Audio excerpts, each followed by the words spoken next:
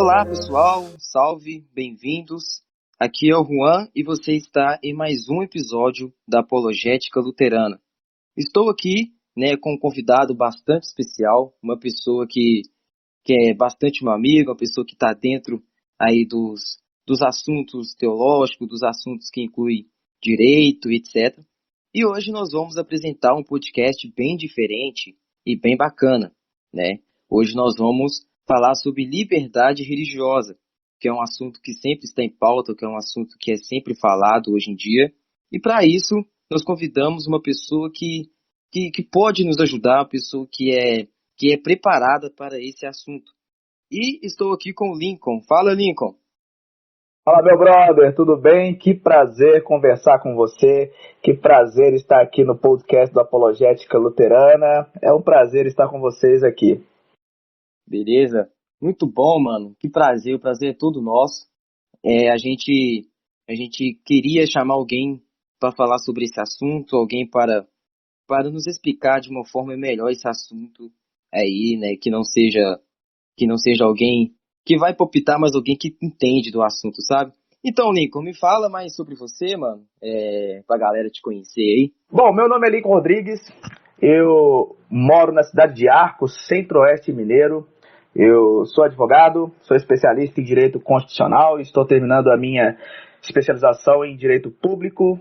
Eu congrego na Igreja de Deus da Profecia do Brasil e também sou coordenador do NEFI, que é o Núcleo de Estudos Fé Inteligente, tá? É um grupo interdenominacional e o nosso intuito com esse grupo de estudos é melhor compreendermos a fé cristã através de várias linhas temáticas. Então nós temos história do cristianismo, temos filosofia e cosmovisão cristã, temos direito e liberdade religiosa e, por fim, teologia sistemática. E claro, desde já quero convidar a todos vocês a seguirem lá a página do NEFI, lá no Instagram, NEFI Estudos. Vai ser um prazer ter vocês em nossas reuniões.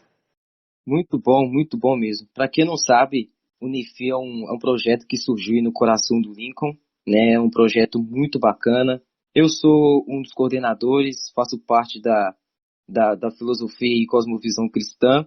E a gente vai deixar aqui no link, na descrição, a rede social pessoal do NEFI e também a rede social pessoal aí do Lincoln, né, para que vocês possam acessar e participar das reuniões, acompanhar o NEFI aí mais de perto, né?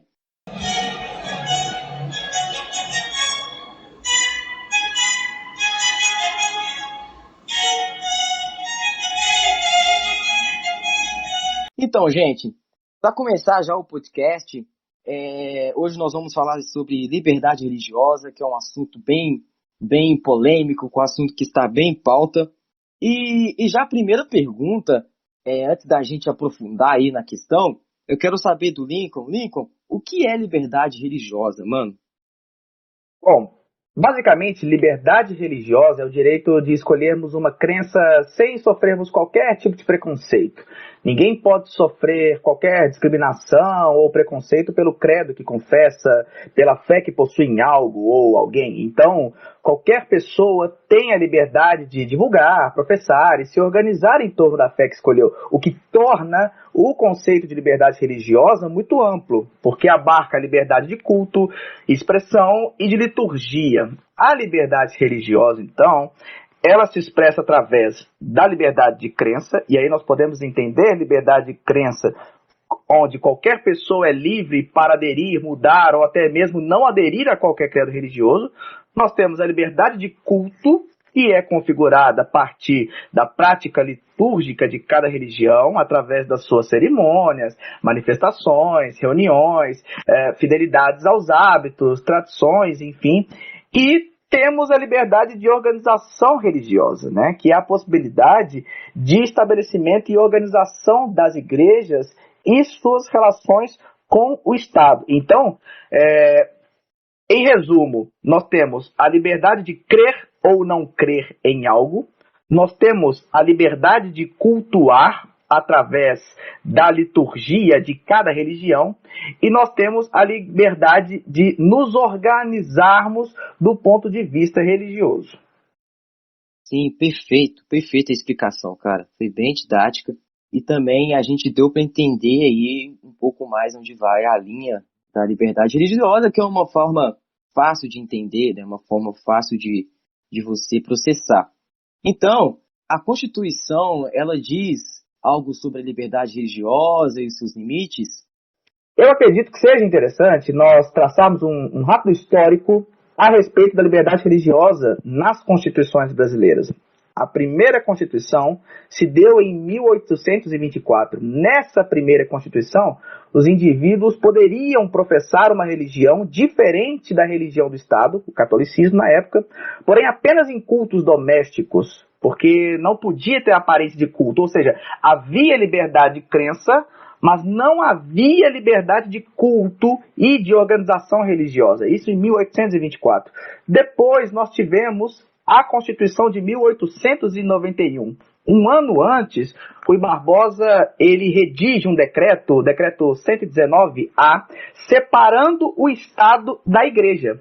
E esse decreto foi consagrado não apenas pela Constituição de 1891, mas também nas constituições seguintes, né? Nós tivemos também as constituições de 34 e 37, ambas admitiam a liberdade religiosa, desde que essa liberdade não ferisse a ordem pública e os bons costumes. Nós tivemos em seguida a Constituição de 1946, que além de garantir a liberdade religiosa, a Constituição de 46 ela trouxe várias inovações, como, por exemplo, conferir efeito civil ao casamento religioso, concessão de imunidades tributárias para templos religiosos e a objeção de consciência, ou seja, o indivíduo ele pode se escusar de cumprir uma obrigação que é imposta a todos em razão de sua crença religiosa. Vamos dar um exemplo aqui de objeção de consciência. Um jovem adventista do 7º dia passou no concurso da Polícia Militar. Só que a etapa do teste físico foi marcada para um sábado. Logo, ele não pode comparecer em virtude de sua consciência religiosa. Os adventistas guardam o sábado, certo? Em tese, ele reprovaria, porque ele não iria comparecer no teste físico e seria reprovado. Porém, esse jovem entra com a ação na justiça e a justiça lhe concede o direito de realizar o exame físico em outro dia sem ser no sábado. Ou seja, a Constituição ela garante a objeção de consciência, ou seja, você realiza uma obrigação imposta a todos, porém de maneira alternativa. Ou seja, não é simplesmente esquivar-se da obrigação, é você cumpri-la de modo diferente dos demais. Então, a Constituição de 46, ela trouxe esse grande avanço. Nós tivemos também a Constituição de 67, a Emenda Constitucional de 1969, que muitos atribuem a ela um caráter também de carta constitucional, e essas constituições também mantiveram a liberdade religiosa como já previsto antes, né?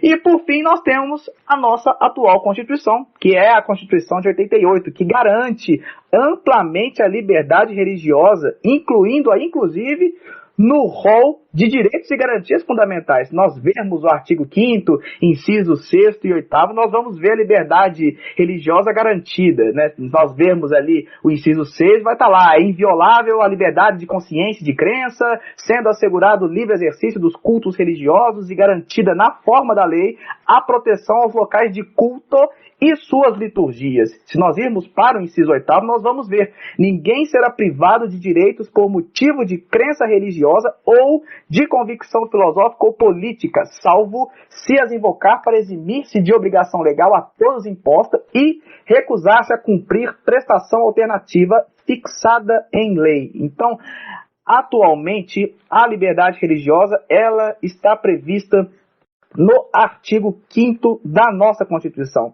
E é claro, não existe um direito absoluto.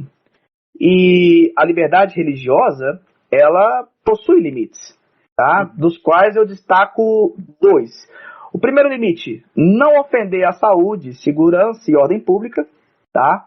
E o segundo limite, não realizar racismo ou discurso de ódio.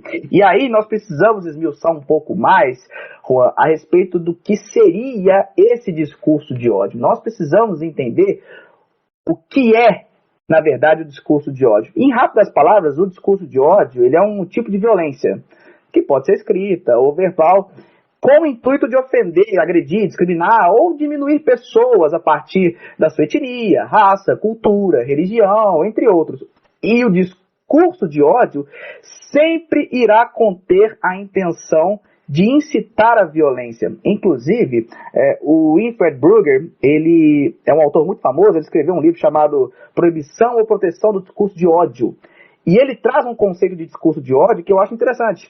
Ele descreve o discurso de ódio como sendo palavras que tendam a insultar, intimidar ou assediar pessoas em virtude da raça, cor, etnia, nacionalidade, sexo ou religião, ou que tem a capacidade de instigar violência, ódio ou discriminação contra tais pessoas. Então, resumindo, quando nós falamos de discurso de ódio, nós estamos falando de um discurso, de um tipo de discurso que sempre terá o intuito de eliminar, de extinguir um determinado grupo de pessoas.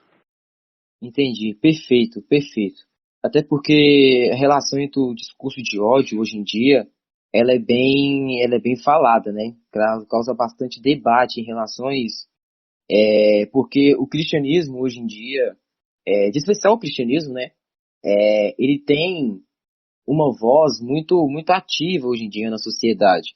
E qualquer coisa que um cristão pode falar, ou pode usar as escrituras para embasar o seu conceito, muitas das vezes é atacado como fosse discurso de ódio. E é muito bom as pessoas terem em mente o que é discurso de ódio, né? Muito bem pautado aí pelo Lincoln. Então, partindo aí pela linha agora do Estado, tem uma coisa que as pessoas confundem muito, né? Que é Estado laico e Estado laicista. Eu quero que você me fala, mano, qual a diferença, né, entre Estado laico e Estado laicista? Essa pergunta é interessante e é muito importante fazermos essa diferenciação entre laicidade e laicismo. De modo bastante sucinto, a laicidade é uma característica dos estados não confessionais, que assumem uma posição de neutralidade perante a religião. E essa neutralidade se expressa através do respeito por todos os credos, inclusive pela ausência deles, agnosticismo, ateísmo, enfim.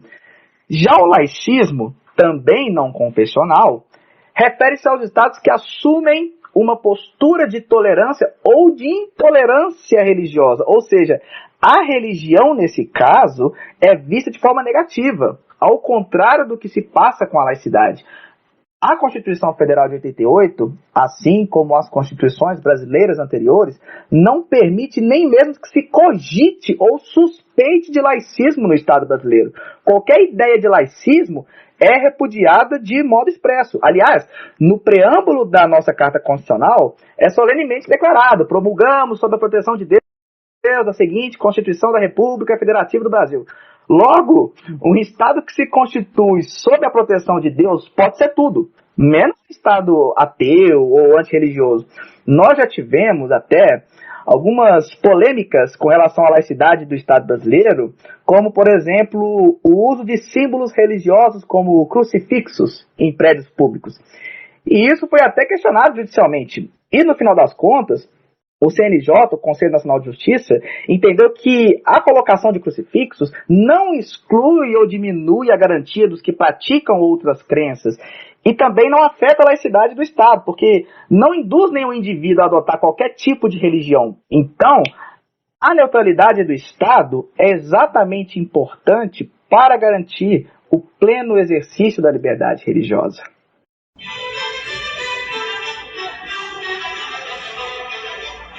Muito bom, muito bom. Essa questão entre Estado laico e Estado laicista, as pessoas elas acabam confundindo muito esses termos, né, esses conceitos. E é muito bom a gente separar que uma coisa é diferente da outra, é muito bom a gente separar esses conceitos para a gente não acabar caindo no erro, né? De especial as pessoas que são cristãs. E, galera, a gente está falando aqui sobre liberdade religiosa, sobre a diferença entre Estado laico e laicista, etc., porque isso é muito importante para uma pessoa, né, uma pessoa que é cristã, porque é muito importante ela saber o que está na Constituição, o que está na lei, para ela botar em prática o seu direito, né? E pegando esse gancho aí do cristianismo, mano, para você, a religião cristã, ela deve se juntar ao Estado, porque isso deu muita treta, né? A gente sabe pela história aí da humanidade, isso deu muita treta. E a gente quer saber a sua opinião, cara. Para você que é da direita e tal, que domina um pouco mais esse assunto, para você o cristianismo deve ter uma relação com o Estado? Não.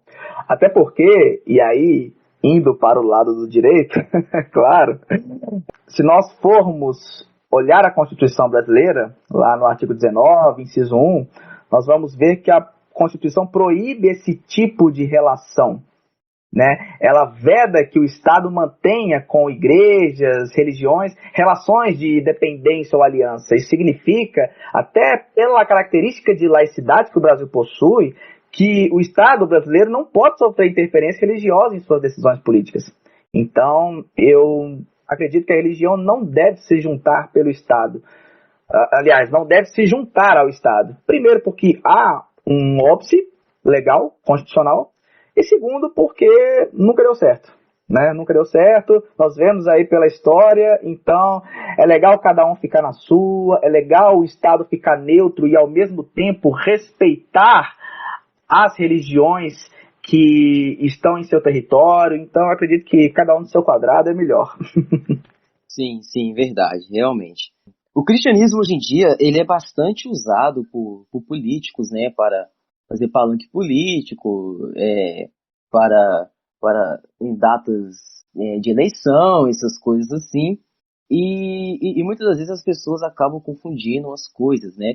Mas pegando esse conceito aí, qual a grande dificuldade em relação à igreja, ao Estado, entre a igreja pregar o evangelho, pegando isso tudo dentro do contexto da liberdade religiosa? Qual a grande dificuldade hoje em relação a pregar o evangelho? Bom, eu acredito que a melhor maneira de pregar o evangelho é expondo-o com amor, com respeito e sem medo. Nós não podemos, mesmo em um mundo plural e relativista, deixar de falar de Jesus e do poder que ele tem de transformar vidas. Até porque Cristo não é uma verdade, e sim a própria verdade, o Verbo vivo. E toda criatura, toda pessoa, deve ter a oportunidade de, pelo menos, saber como chegar à verdade, saber como chegar a Deus, a Cristo Jesus, ao Espírito Santo. Então, nós precisamos viver todos os dias aquilo que está em Mateus capítulo 28, versículos 19 e 20. Pregar o evangelho, certo? Sempre com amor e não impondo o evangelho, certo? Aquele que pensa diferente de nós, ele não é o nosso inimigo. Eu sempre digo isso no Nefi e repito aqui no podcast. Quem discorda de nós não é o nosso inimigo. Há apenas uma discordância de ideias, mas até mesmo aqueles que discordam de nós, nós precisamos amá-los, porque é isso que o Evangelho nos ensina. E muitas vezes nós aprendemos com as diferenças, por mais que nós não concordemos com o ponto de vista contrário, mas é um aprendizado, sabe? Então, nós devemos sempre levar o Evangelho independentemente dos tempos, muitas vezes sombrios que vivemos, em tempos de tanta polarização, de tanto extremismo, nós devemos, através do amor, pregar o Evangelho.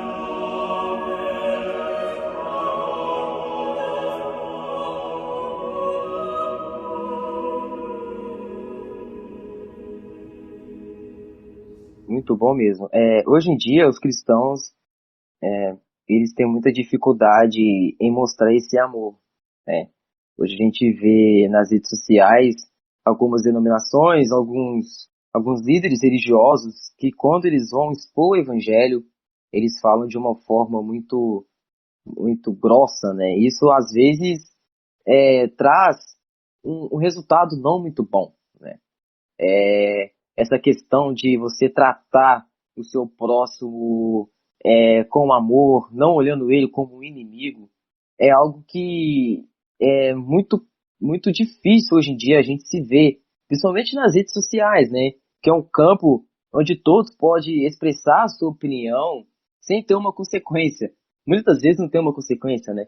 Então, hoje em dia a gente vê muito isso. Líderes religiosos grandes, com grandes nomes no país, falando coisas que são absurdo, tratando até de assuntos simples do evangelho que tinha que ser tratado de uma forma amorosa, mas eles tratam com uma forma um pouco um pouco pesada, né? E aquilo vai trazendo uma bola de neve, e aquilo vai trazendo uma confusão, né? Verdade. E isso que Muitas você falou vezes, é muito importante. muitas vezes o que a gente percebe é que alguns líderes religiosos, eles pecam não exatamente naquilo que falam, mas no tom, no jeito que fala. E aí nós precisamos lembrar que toda e qualquer pessoa é digna de respeito e consideração. A Constituição é muito clara. Nós temos o princípio da dignidade da pessoa humana, tá? Eu não posso utilizar um púlpito para falar do jeito que quero, metralhando reputações, grupos. Não, não. Até por isso mesmo que a liberdade religiosa ela tem limites, tá? Então, aumentando o tom, utilizando palavras jocosas, essa não é a melhor forma de propagação do evangelho. O evangelho por si só, Juan, ele nos confronta, porque o evangelho ele expõe a nossa natureza pecaminosa. Então, ela nos incomoda automaticamente, porque ela não apenas expõe quem somos, mas expõe também a necessidade de irmos até Cristo, tá? Então, eu não preciso colocar um peso a mais no evangelho através de palavras ou tons. Eu só preciso pregar o evangelho. É só isso, sabe?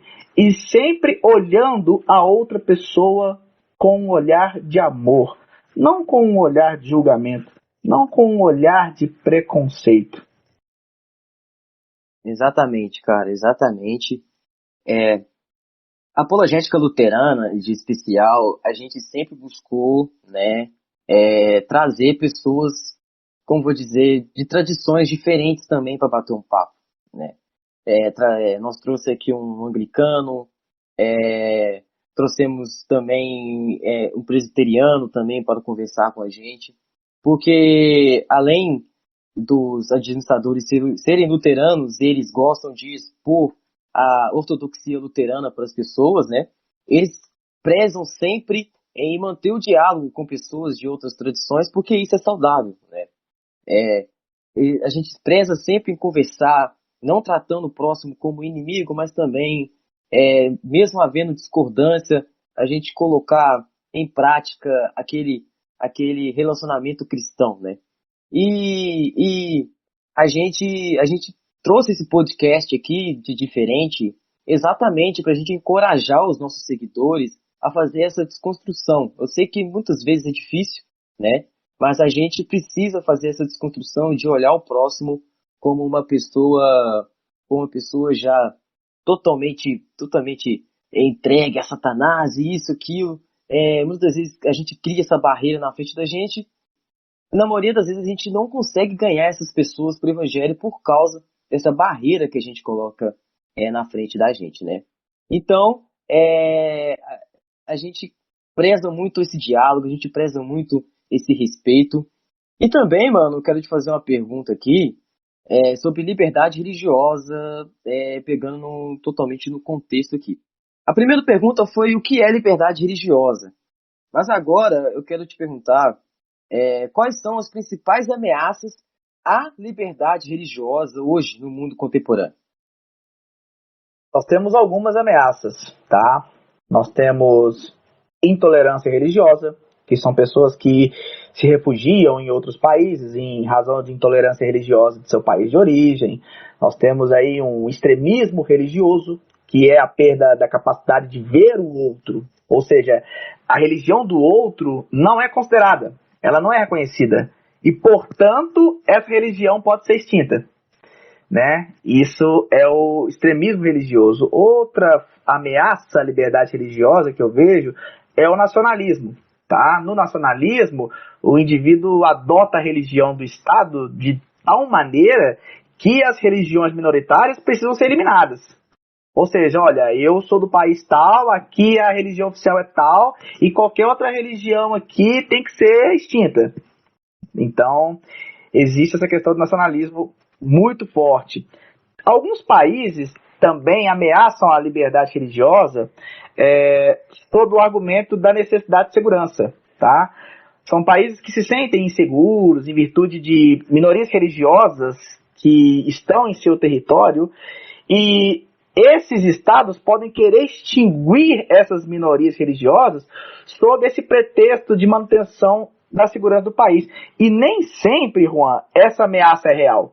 Nem sempre essa necessidade de segurança de fato existe. Às vezes, esses estados-nações, eles utilizam desse argumento apenas para respaldar algo que eles já queriam fazer antes. Então, a necessidade de segurança também é algo que ameaça a liberdade religiosa no mundo. Nós temos uma coisa que está muito em alta na Europa, a questão do secularismo, tá? O que é o secularismo? O secularismo, ele não considera a religião como sendo importante em uma sociedade. Logo, por não ser importante, essa religião ela pode ser extinta. Ele pode parecer um pouco com o extremismo religioso, mas veja, enquanto o extremista religioso ele não considera ou não reconhece a religião do outro, o secularista ele até reconhece a religião do outro. Só que ele não considera a religião, em geral, como sendo importante, a ponto de merecer a proteção do Estado. Aqui no Brasil, de acordo com o último censo do IBGE, que se deu em 2010, salvo engano, 90% da população possui algum tipo de afiliação religiosa. E o Brasil ele possui uma diversidade enorme de religiões. Então nós temos aqui budistas, católicos, protestantes, adventistas, anglicanos, mormons, ortodoxos, testemunhos de Jeová, espíritas, islâmicos, judeus, religiões afro-brasileiras. Então, essas ameaças que eu citei há pouco, aqui no Brasil, elas são mais difíceis de prosperar, vamos dizer assim, por sermos um país extremamente religioso. Mas, de fato, nós não podemos ignorar essas ameaças contra a liberdade religiosa. Nós estamos vendo, por exemplo, o Talibã no Afeganistão. Ou seja, para os cristãos, que já são uma minoria lá, agora com a ascensão do Talibã ao poder novamente, fica muito mais complicado exercer a sua religião em território afegão. Então, é algo que nós devemos observar, principalmente no Oriente Médio, tá? É algo que nós devemos ficar atentos e, claro, sempre orar por esses países que se encontram em dificuldade no exercício da sua liberdade religiosa.